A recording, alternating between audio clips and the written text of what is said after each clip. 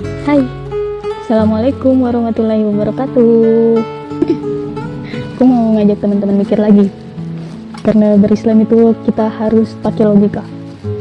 Coba kita pikir nih, di kehidupan saat ini kita punya dua fenomena nih. Pertama, teman-teman tahu nggak kenapa kita lahir? Kita bisa milih nggak punya fisik seperti apa? Kita bisa milih nggak lahir dari keluarga mana? Dari suku Bugis misalnya, suku Jawa, Sunda, jadi ras Cina, Arab, Papua, punya kulit putih, coklat, kuning, hidung pesek, mancung. Kita bisa milih nggak? Enggak. Bahkan kita nggak bisa milih kita lahir dari orang tua mana. Tahu-tahu kita nongol, kita nggak ingat apa yang terjadi sebelum kita lahir. Kita nggak tahu kenapa kita lahir, gitu kan? Terus yang kedua, setelah kita lahir seakan-akan itu kita udah masuk dalam sebuah sistem. Seperti kamu pokoknya harus sekolah. Setelah SD masuk SMP, SMP masuk SMA, SMA masuk kuliah, kemudian dapat ijazah. Kenapa harus dapat ijazah? Ya supaya kita bisa cari uang. Kenapa harus cari uang? Supaya bisa nikah. Kenapa setelah nikah punya anak? Kenapa harus punya anak? Supaya bisa digedein, masukin lagi, disekolahin lagi. Habis itu anaknya dapat ijazah, kerja lagi, udah kerja. Habis itu anaknya nikah, terus punya cucu, cucunya disekolahin lagi. Seakan-akan itu kita nggak punya opsi, kita nggak tahu kenapa itu harus dilakukan. Ya udah jalanin aja. Disuruh sekolah ya sekolah, disuruh pakai baju merah putih ya pakai baju merah putih, disuruh upacara setiap hari Senin ya upacara, disuruh hormat kayak gini ya hormat. Bahkan pelajaran yang kita pelajari di sekolah pun kita nggak pilih. Kita belajar IPA, belajar matematika, geografi, kimia, kita pilih nggak? Enggak. Bahkan kita belajar, ada satu pelajaran yang kita nggak tahu gunanya buat apa. Gitu kan yang diajari. Dunia ini seperti alam liar. Kalau kamu nggak bertahan, kamu akan binasa. Makanya kita itu disuruh untuk harus kompetitif tanpa kita sadar apakah kita benar-benar harus bersaing. Atau jangan-jangan kita bisa hidup tanpa bersaing. Jangan sampai kita menebak-nebak tujuan kita hidup itu untuk apa.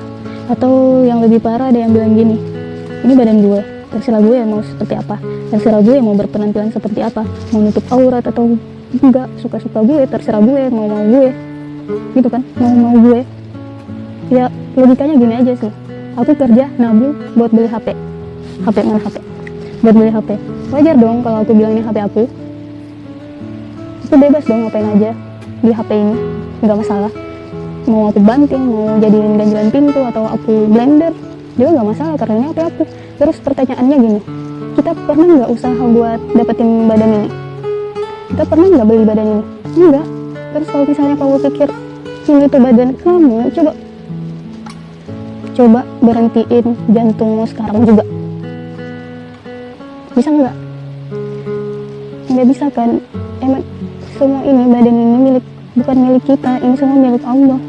Jadi jangan coba nebak-nebak apa maunya Allah, nyetain kita. Terus gimana cara tahu maunya Allah seperti apa? Misalnya nih, aku pakai baju hitam nih.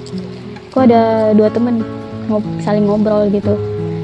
Sebut aja dia Mila sama Sari.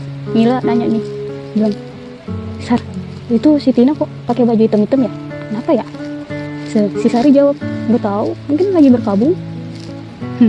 Itu jawabannya ngarang atau ngasal? Ya kalau mau tahu jawaban yang pasti benernya, langsung tanya ke aku kan.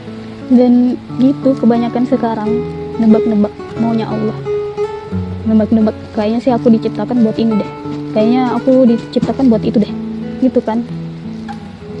Ya walaupun kita tahu semakin lama kita hidup, semakin banyak masalah yang akan terjadi di hadapan kita. Pasti berbeda-beda juga masalahnya, mulai dari sekolah kita punya masalah, jomblo pun kita punya masalah, menikah pun beda lagi masalahnya, apalagi punya anak lebih bertambah lagi masalahnya. Terus pertanyaannya, seperti apa standar kita buat nyelesain masalah itu?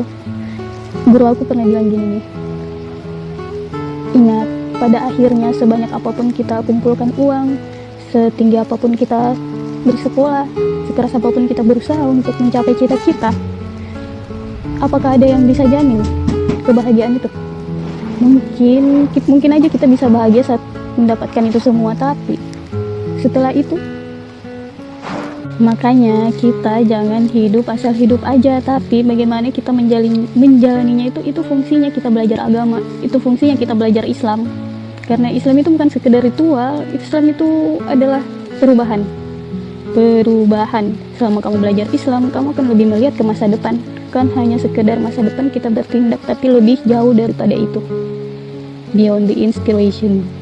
Nah, sekarang dalam belajar Islam itu kita nggak usah banyak nanya kenapa aturannya gini, karena tidak mungkin apa yang Allah putuskan itu bisa dibantah oleh akal manusia.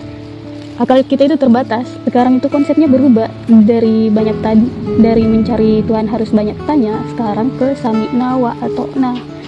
Jangan kebalik-balik. Saat berislam pasrah aja gitu, kenapa saya memilih Islam? Setelah menganut Islam banyak tanya, malah dikte Allah, malah kenapa Allah gini, malah kenapa Allah suruh gini. Pakai aja tuh konsep dokter. Kamu ke dokter nih misalnya, dikasih 3 obat. Pertama diminum 3 kali sehari, kedua diminum saat ada gejalanya aja, ketiga antibiotik misalnya. Kamu mau protes atau ngambil obat itu? Protes nih ke dokter. Dok, kok ini 3 kali sehari? Kalau aku mau 5 kali sehari gimana? Kalau aku mau cemil-cemil obatnya gimana? Boleh nggak? Atau kenapa nih obatnya aku minum kalau saat ada gejala aja?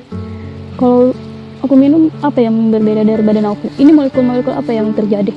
Kalau misalnya gitu, terus dokternya bisa jawab, jelasin ke kamu ngerti nggak? Enggak, soalnya ilmu kita itu beda. Intinya sih aku bilang cerita tentang yang tadi, cuma mau bilang gini, jangan sampai kita capek-capek kerja di dunia ini, capek-capek ngejar apapun yang kita mau, terus mati ditanya, ya Allah, ditanya sama Allah, selama di dunia ini kamu udah ngapain aja? Terus kita jawab, ya Allah, aku udah ngejar cita-citaku yang tinggi, ya Allah, aku udah bekerja keras buat ini, ya Allah, aku udah bekerja keras buat itu, ya Allah.